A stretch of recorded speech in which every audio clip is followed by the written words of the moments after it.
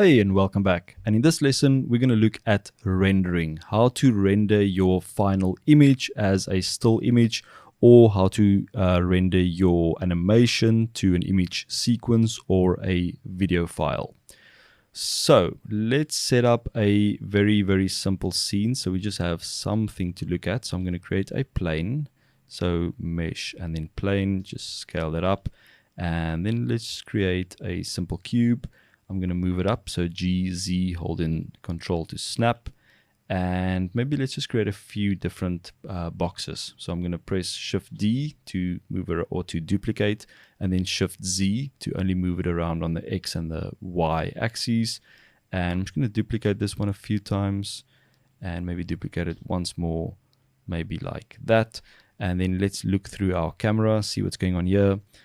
So I'm going to click on the plane and I'm going to move it. So I'm going to press G and I want to move it in the X and Y axes. So I'm going to press Shift Z to lock it to those two axes. Place it there. I'm going to scale it up like so. And then I want to move my camera. So I'm going to press N for November. Go to View, lock camera to view. And now we can adjust our camera. Just move it out a little bit, zoom out. Maybe just so that we see our four boxes, maybe something like that. All right, so I'm going to untick this lock camera to view so it doesn't stick to it, and then press N again to go out of that. So we have our camera set up and we have our boxes. Maybe just let's add some. So this light, I'm just going to go into the properties of this light and maybe just make it a bit bigger, radius maybe 1 meter, and maybe let's move it up a little bit, so GZ. And if we go into our render view, I just want to see what we're getting. So this is an EV render view, so it's not cycles. So it's pretty fast to move around, but it's not very accurate. So let's look through our camera. Let's maybe apply some basic materials here. So I'm going to select the floor and just click on materials, new slot, new material, and let's create a base color, maybe like a dark gray. And then I'm going to increase the metallic properties, and I'm going to take down the roughness to about 0.1 something, so we get some nice reflections. And then these cubes, I'm going to add a new slot, new material. So I'm going to change this color to blue, and maybe let's just add some materials to these ones as well. So new slot, new material. Let's just make this one yellow, and new slot, new material.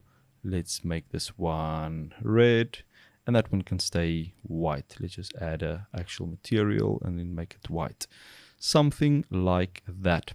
All right, now let's say we want to render this. So first let's look at our render settings. So we're going to go to our render settings, which is this little camera, and you can currently see the render engine is set to Eevee, and we want to change this to cycles. But before I do, I'm just going to go out of my render view because it's going to slow everything down. So I'm just going to go back to my normal solid view. We can go to material preview so we can kind of get a little preview of what our scene is going to look like, but this is definitely not a cycles render.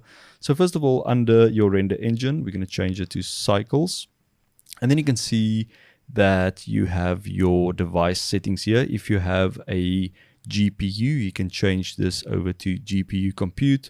Unfortunately, don't have any GPU on this computer, so I need to render with my CPU, which is a bit slower. And then under sampling, you can set the amount of samples you want to render this image with. So currently you can see the viewport is set to 32. So it's only going to use 32 samples to render in the viewport here.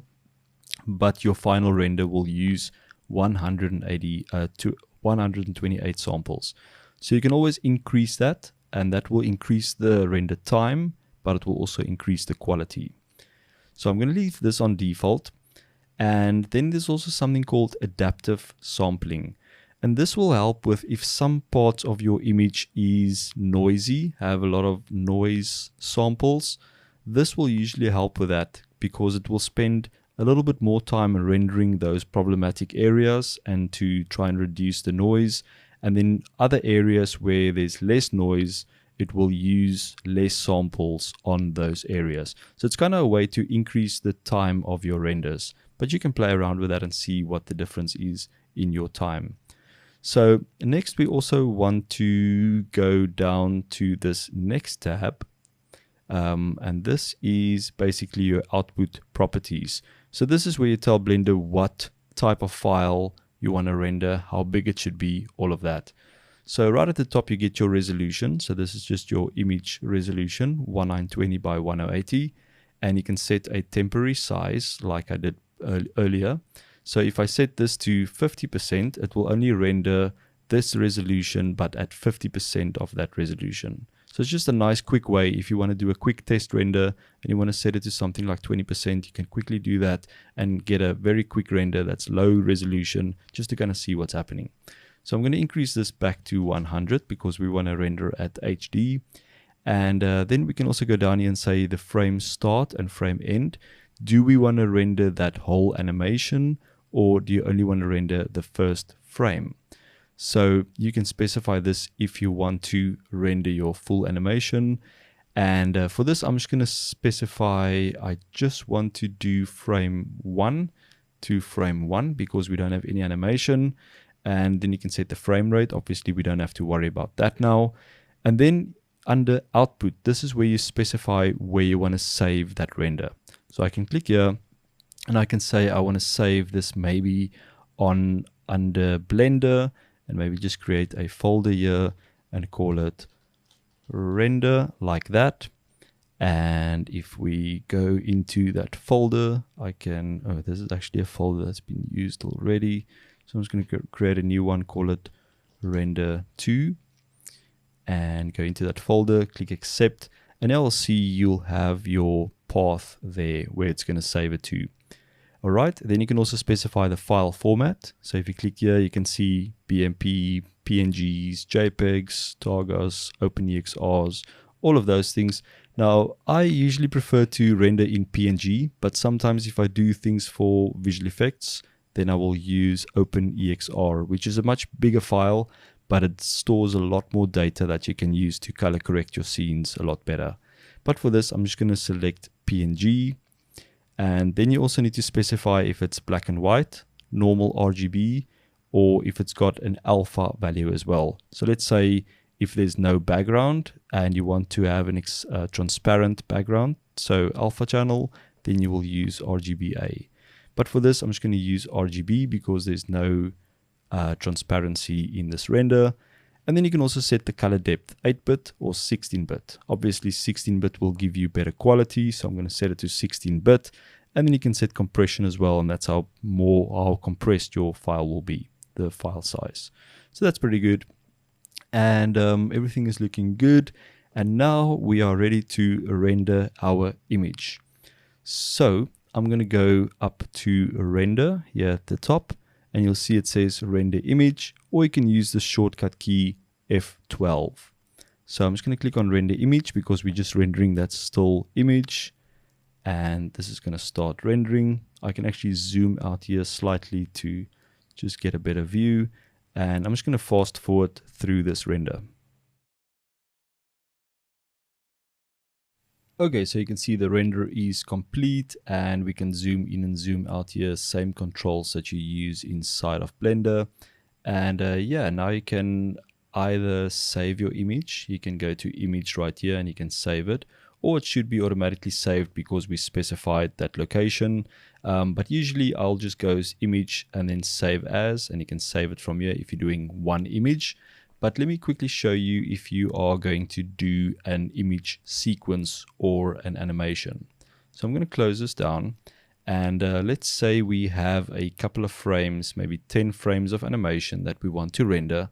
So first of all, I will go back into this properties panel right below the render, the output properties, and I'll set my frame start and frame end. So this will be 10 because I want to render from frame 1 to frame 10.